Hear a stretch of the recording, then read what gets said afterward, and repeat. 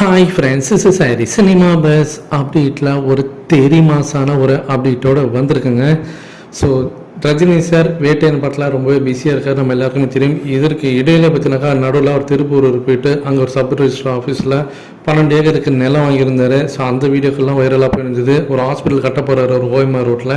So அது சம்மந்தமாக நம்ம பேசினோம். அடுத்தது அம்பானியோடைய மகனுடைய திருமண நிகழ்ச்சியில் போயிட்டு இப்போ நேற்று போயிட்டு கலந்துக்கிட்டார் ஜாம்நகரில்.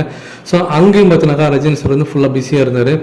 அடுத்தது மீண்டும் பார்த்தினாக்கா வேட்டையன் படத்தோடைய ஷூட்டிங்காக அவர் வந்து கீரப் ஆகிட்டார் அப்படின்னு தான் நான் சொல்லுவேன்.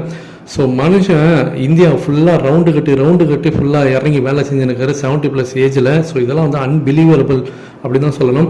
விஷயத்துக்கு வரும். இப்போ காலையிலேருந்து வேட்டையன் படத்தோட ஷூட்டிங் ஸ்பாட்லேருந்து ஒரு ஸ்டில் வந்து பார்த்தீங்கன்னா வைரலாக எனக்கு ஒரு ரசிகர் வந்து ரஜினி சார் பக்கத்தில் நின்று ஒரு ஃபோட்டோக்காக கேட்குற மாதிரியும் அந்த இடத்துல ரஜினி சார் வந்து அவருக்கு வந்து போஸ்ட் கொடுக்குறாரு ஃபோட்டோக்கு. ஸோ அந்த ஒரு ஸ்டில் பார்த்தீங்கன்னாக்கா வைரலாக இருந்தது.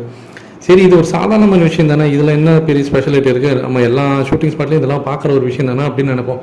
ஆனால் Rajini sir full and full பார்த்தினாக்கா வேட்டையன் படத்தோட கெட்டப்லேயே வந்து நின்றுட்டு அங்கே வந்து அவர்கிட்ட பேசுகிறாரு. அதே சமயம் பக்கத்தில் பார்த்தினாக்கா ரோஹிணி அவங்க தான் நினைக்கிறேன், எனக்கு எக்ஸாக்டாக தெரியல. அந்த ஃபோட்டோ பார்த்துட்டு நீங்கள் சொல்லுங்கள், கூட இருக்கிறவங்க அந்த ஆக்ட்ரஸா இல்லை இந்த ஃபேனோடைய கூட வந்தவங்களான்றது தெரியல.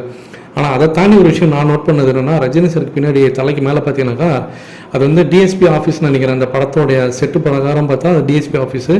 அங்கே அவருடைய அந்த செக்ஷன் மேலே இருக்குது டிஎஸ்பி ஐடியல் விங் அப்படின்னு போட்டிருக்கு. ஐடியல்னால் ஸ்டாச்சு, அதாவது சிலை.